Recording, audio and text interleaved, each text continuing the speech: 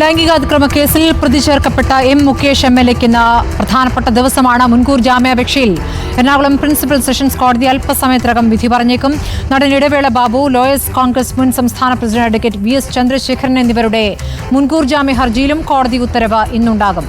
മുൻകൂർ ജാമ്യം തേടാൻ നടൻ നിവിൻ പോളിയും ഹൈക്കോടതിയെ സമീപിക്കുന്നുണ്ട്. DGPക്ക് പരാതി നൽകാൻ ഒരുങ്ങുകയാണ് നിവിൻ പോളി. അർജുൻ മട്ടന്നൂരും ശ്യാം ദേവരാജുമാണ് വിവരങ്ങളുമായുള്ളത്. ആദ്യം അർജുനിലേക്കാണ്. അർജുൻ, അല്പസമയത്തിനകം മുകേഷിന്റെ കാര്യത്തിൽ വിധി പ്രതീക്ഷിക്കുന്നു. എപ്പോൾ അറിയാം?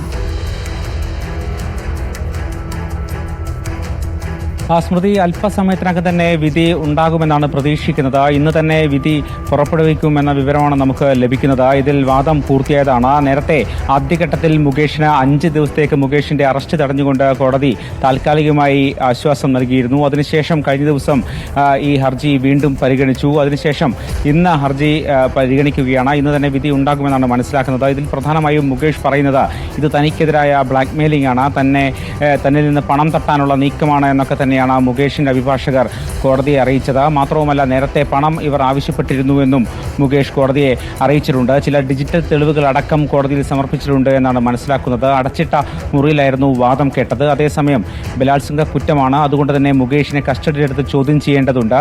ജാമ്യം നൽകരുത് എന്നതാണ് പ്രോസിക്യൂഷന്റെ ആവശ്യം ഉണ്ടായത്.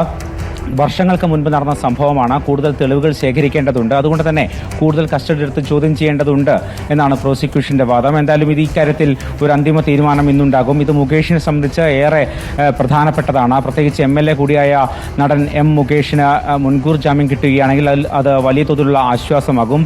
പകരം മുൻകൂർ ജാമ്യം ലഭിക്കാതിരിക്കുന്ന ഒരു സാഹചര്യമാണെങ്കിൽ സ്വാഭാവികമായും അന്വേഷണ സംഘം അടുത്ത ഘട്ടത്തിലേക്ക് കടക്കും. കസ്റ്റഡിയെടുത്ത് ചോദ്യം ചെയ്യുകയും ഒരുപക്ഷെ അറസ്റ്റ് അടക്കമുള്ള നടപടിയിലേക്ക് കടക്കുകയും ചെയ്യും എന്നുള്ളതാണ് പ്രധാനപ്പെട്ട കാര്യം. എന്തായാലും ഇന്നത്തെ വിധി ഏറെ നിർണായകമാണ്. അതോടൊപ്പം തന്നെ ഇതേ പരാതിക്കാരിയുടെ പരാതികളിൽ തന്നെയാണ് നടൻ ഇടവേള ബാബു, അതോടൊപ്പം തന്നെ അഡ്വക്കേറ്റ് V.S. ചന്ദ്രശേഖരൻ എന്നിവർക്കെതിരെ കൂടി കേസെടുത്തിരിക്കുന്നത്.